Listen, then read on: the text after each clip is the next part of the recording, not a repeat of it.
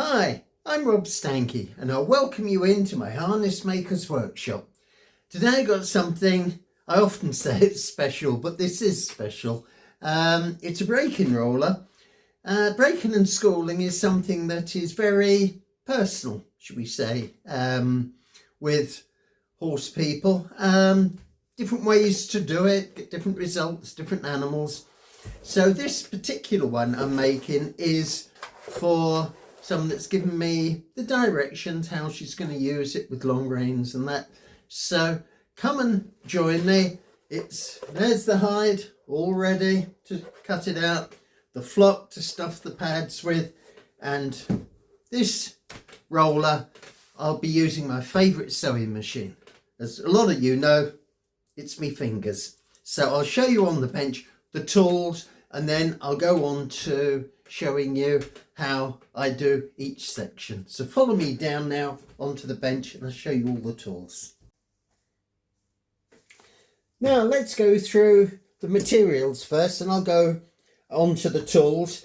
Nice heavy hide here, bridle butt, and there's a slightly lighter one as well that I'll be using, a mixture of the two.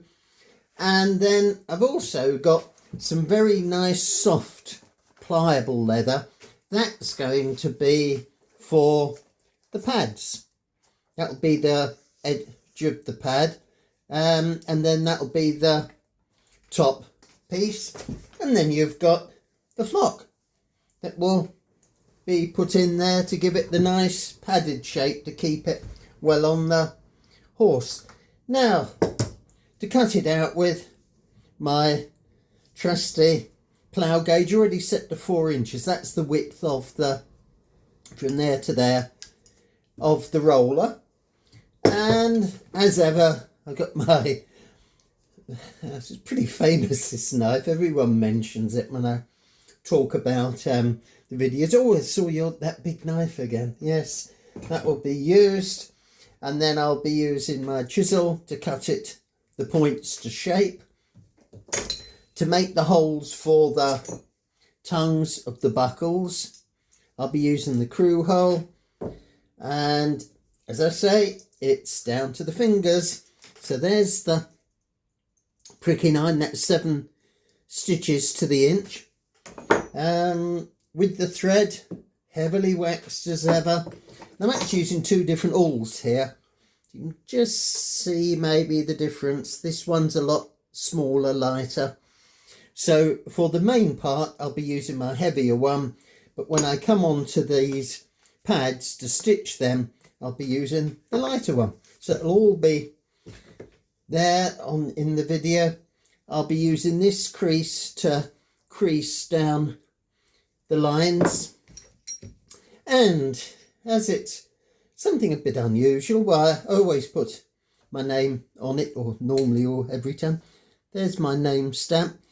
Put that on the leather, bang it down with the mallet, and you'll see some little star shapes. I'll put a bit of ornamentation into it. Can you just see the little, keep that still, Rob? There. It's just a little punch, and you'll see how it works out in the video. So I'm going to get on with the making of it. Hope you enjoy it, and it'll be just something a bit different. Haven't done one for a while. It's they're good to do. Now, having cut the 4-inch pad out, that will be the main part of the pad. I'll show you how I cut the girth straps on the bench here with the plough gauge set to 1 inch. That's going to be the width. There'll be twin points on the pad, and this cuts it off. Move him up a bit so you can see better.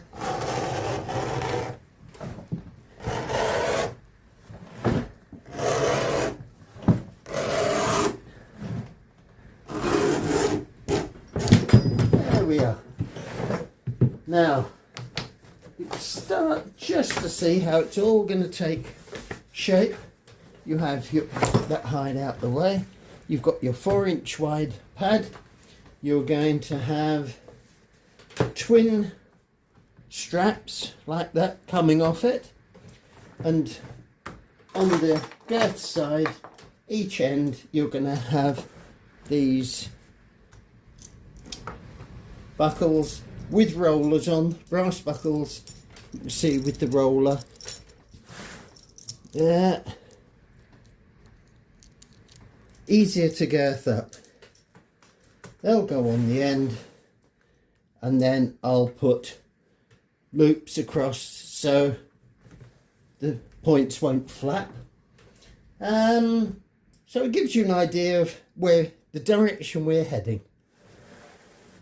Now I've cut the 4 points out, and time to shape the end. That's how they obviously cut off the strip, but it's aesthetically good, I think, to have the top of the points pointed to match the ends. So to do that, I use this chisel. I've got a variety from 1/2 inch to 1.25 inches. This is a lead block. I'll pick it up in a minute, and you can see all the different marks on it. It's a soft metal, and it takes the cut of the knife, of the chisels and that, without actually dampening their sharp edges. So there's me trusty, just give it a tap, trusty mallet. Take him away, and that's got the point. Then while I'm banging away making shapes for the points, I've also cut the little pieces, shorter pieces, and they're going to be for the buckles. Only point one end of the buckles, because they come like that, the buckle shapes, when I cut them out, but then they're going to fold over there, and there'll be a buckle. I'll show you how I put all the screw holes in to get those fitted up. And I've also cut out a narrow piece, slightly lighter leather, and that's going to be the cross pieces on the buckles. So that'll be a loop, so that'll keep everything from flapping. Nothing worse than seeing points and straps and that flapping away as the horse is going round. So that will keep them in place. Now I've got the points cut, I will take the edges off. See my tool with that little, that's it, you can see there looks like a bit missing in the middle. That actually cuts the groove. Get it in the groove there, and it cuts the edge off, and you get a nice smooth. That's sharp at the moment, you want that smoother. Then what other little tools have I got to stitch it on? There we are, there's a pricking iron. That will mark the stitches. I'll show you that when I come to it. And for all the adjustment, not round holes but oval. You can see the oval there. And oh, I've just turned it upside down, and there's the teeny weeny little bits of, can you see it there? Leather that I punched out the last strap I was using it on. Now, said I would lift up this weight. Now, this lead block. There, can you see all the different shapes? There's points, there's oval, elongated screw holes, and again on the other side. Now, every now and again I get my nice heavy hammer, which has got a broad face on it, and I level it all out. And then start all over again, making a mess of the surface. Had this made specially for me, 50 years ago. Yes, it was, maybe even a little bit longer. And it's great, it's got a steel band on the outside so it doesn't spray out. I used one in my workshop where I was apprenticed, and they didn't have the steel band, and it got thinner and thinner and wider and wider, and I thought that's ridiculous. So the blacksmith that made these, he put a steel rim around it, and it keeps it all condensed in the middle. Just means that when I really bang it out, it keeps its shape. Great tool, wouldn't be without that. So I'm going to get on cutting or chiseling the end of the points, preparing them with the edge tool, dyeing it the colour with the dye stick, and then I'll show you how I crease it, mark the holes, mark the stitching, and punch the holes out for the buckle tongues to go in. Now we've got the roller all cut out with the exception of the pads. I'll do them separately when I've cleared the bench a bit. There's the girth part. Get nice square ends. Now another of my woodworking tools. That makes certain I get a nice square end on it. And then there'll be twin buckles. When these are prepared, that'll be the next job. Taking the sharp edges off, dyeing them, polishing, cutting the hole for the tongue of the buckle to go through, which I'll show you when I'm doing that. And there's the cross loop. Haven't cut it to size yet. That'll go underneath so that the points, like so, can slide under. You see there? So that's the girth. Now the pad, and it has two girth straps or points on it. There'll be plenty of holes, good adjustment because it is for a youngster, as most breaking rollers are, so you want a good bit of adjustment on them.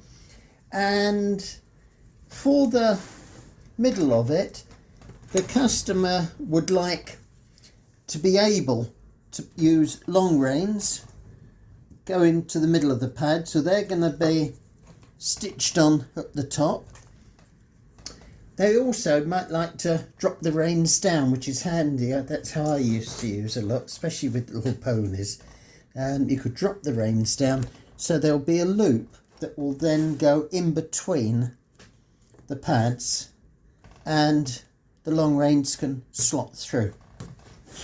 There'll be a buckle without the tongue on it, obviously, in the middle to take a crupper. They're not having a crupper at the minute, but it's there ready for it. And also there will be a buckle between the points and the D's set up on the pad to take side reins. Again, not going to be with this pad, but it's all ready to put inch side reins. They're deciding whether they want solid side reins or elastic inset. So that can always be added at a future date. So I'm going to get on now, taking the sharp edges off the leather, dyeing it all the edges black, polishing, and I'll come back once I'm ready to use my pricking iron and to punch the holes for the tongues of the buckles. And here we have all the parts of the roller except for the pads cut out here on the bench. So let's go through them. You've seen the leather when it had the white edges along. Now that's dyed, polished, and the holes, if you can just see, marked out, creasing iron, run along, and there's the stitching pricking iron and the oval hole that will punch, that will make the holes. And here are a couple I made earlier. They're finished, ready to be stitched on. You can see the stitching there, all the holes, and most important, at the end there's my name stamped on it. Well, it's just to advise people where it comes from. So it's going to have side reins attachments, but not actually made up. So these are the buckles that will go on to the pad for the side reins for future use. And then in between the two points there's going to be a loop, and that will be in there, and it'll be for the long reins. So if you want to drop the long reins lower, you just put them through the leather loop. On the top of the pad in the middle, there are these little D's going to be fitted. They will go on there, across, see them there, and that again will be for the long range to pass through. There'll be one each side, and just put a little bit of fancy crease work on it. Doesn't take a minute, and it just adds that little bit of panache to it. Well, I think so anyway. And these are the rest of the buckle pieces. They start life just like that, with a mark to where the crew hole's going to go. The crew hole then just chomps that piece of leather out. The pricking iron there will mark the stitches, and that crew hole there is where the buckle goes. Oh, and to keep everything in place, there is a loop. So that's what I'm stitching up today. When I finish stitching a loop like that, you won't easily get a point through it. It's all crumpled up. So, magic loop stick, you push it through hard, tap it all out to shape. Once more, little bit of fancy work on it to match up, and the point will slide through so easily then. Nice square, see the square there, and it's tacked up ready to go onto the girth. And now I'm stitching these little pieces onto the top of it that will hold these D's. So I'm just finishing off the first one, all one needle, and away we go. I've just finished these stitches, bring the needle through and then back again. Every stitch on this breaking roll is going to be by hand, so not just for neatness but for strength. I hope it lasts a long time. There we are, 2 more stitches. This is good linen thread, well waxed as normal. I've only used 1 needle because you're not going to see the stitching on the other side. So I finish that, take it off, tie it up in a minute, and you can see now how it's really taking shape. There's the fitting, and that slides onto there. That's the next bit of stitching, and you can see then how it allows for the long reins to pass through. That's on the top of the pad. So I'll do that one, and then I've got the other one that's just tacked into position, ready for stitching. But there's one just about finished, and next job after that will be to put the pads on.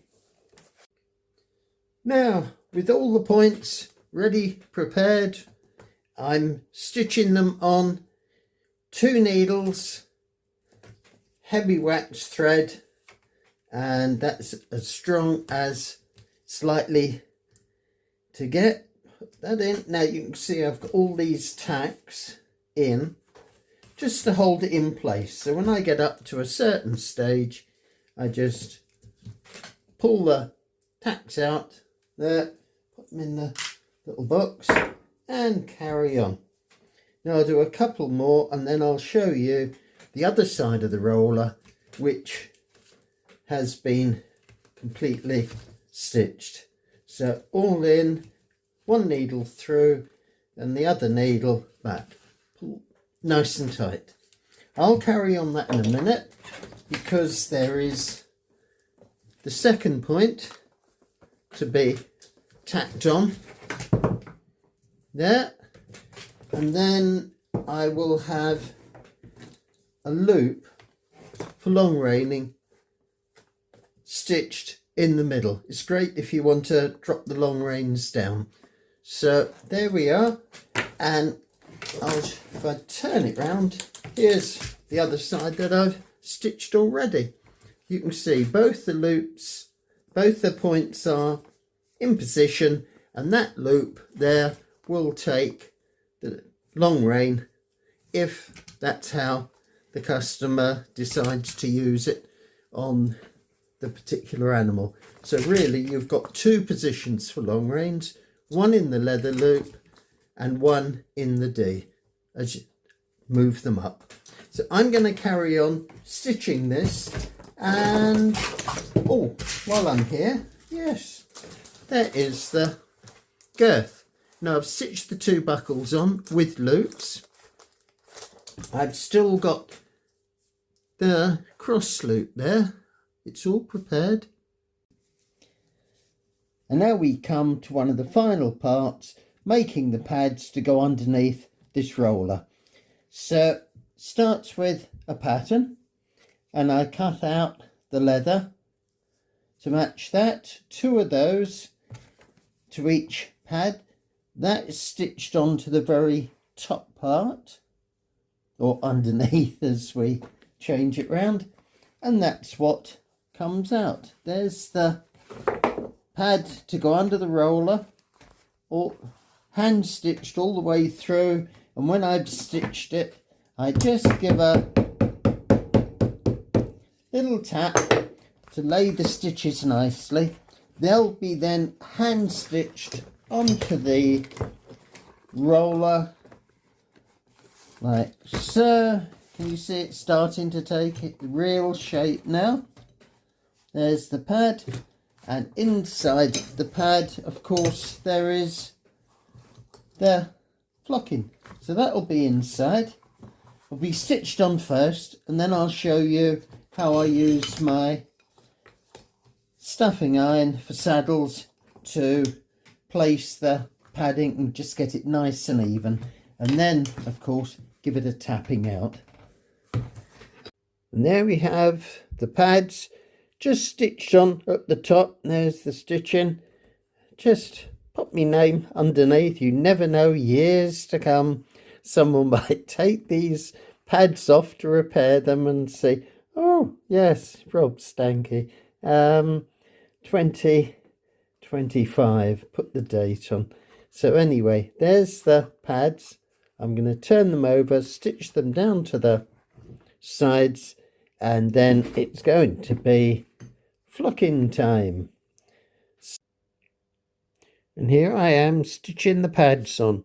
You can see this one is still floppy, it's only been stitched at the top, whereas when we move down to this one, you can see it's been stitched up to there.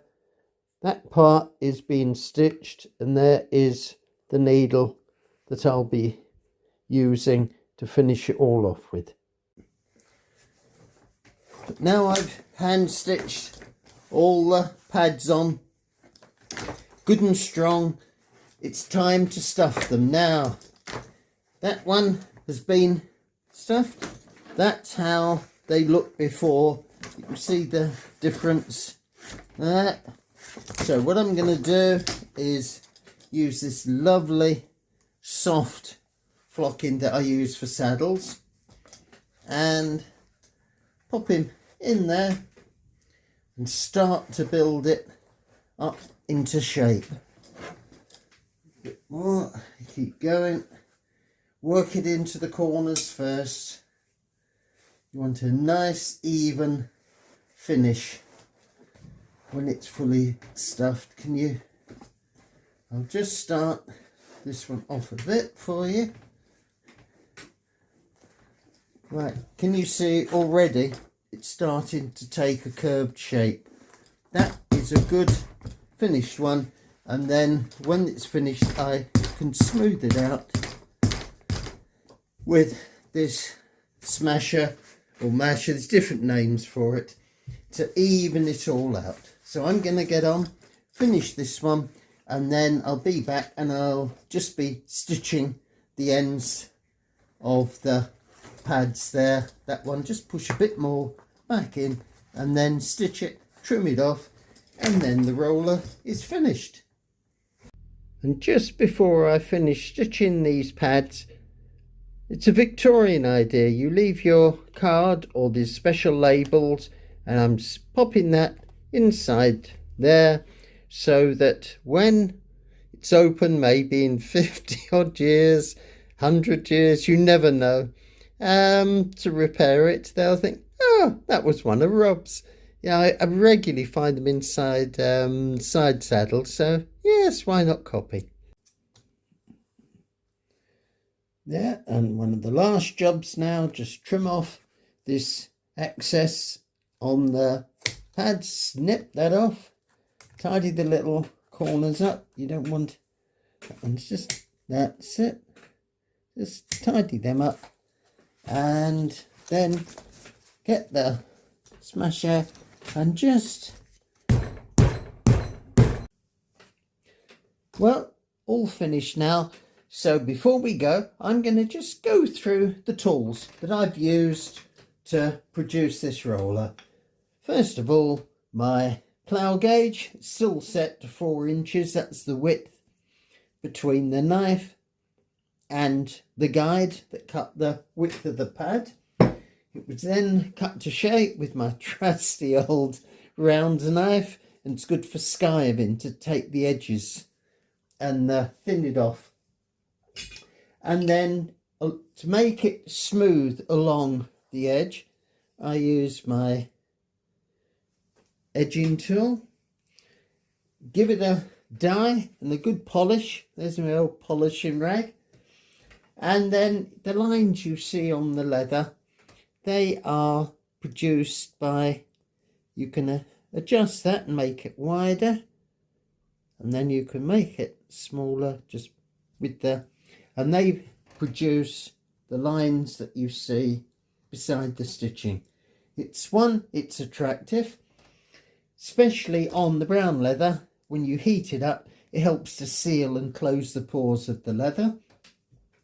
It also gives you a line to mark your stitching. There's the pricking iron, 7 stitches to the inch that I used while it was made.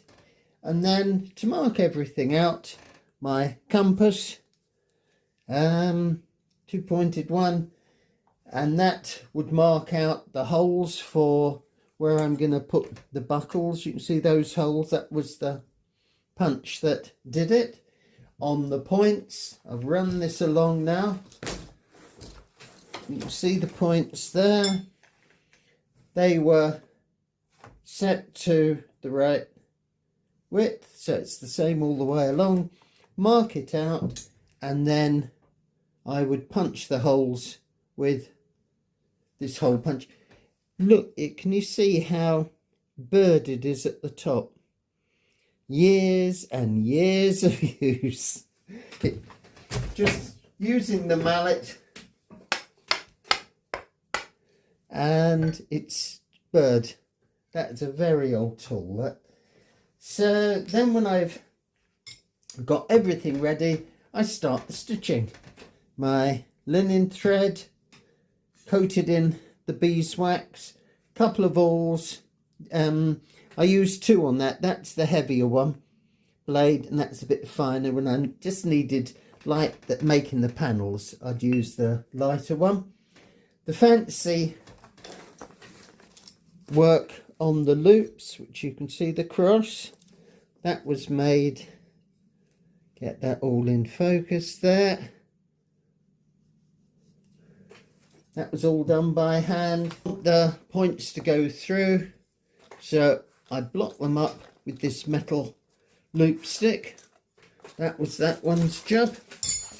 And just to show that, yeah, it was Rob that did it, I use the big name stamp at the end of the pad, and just a discreet small one on one of the points each end. And there's the little stamp.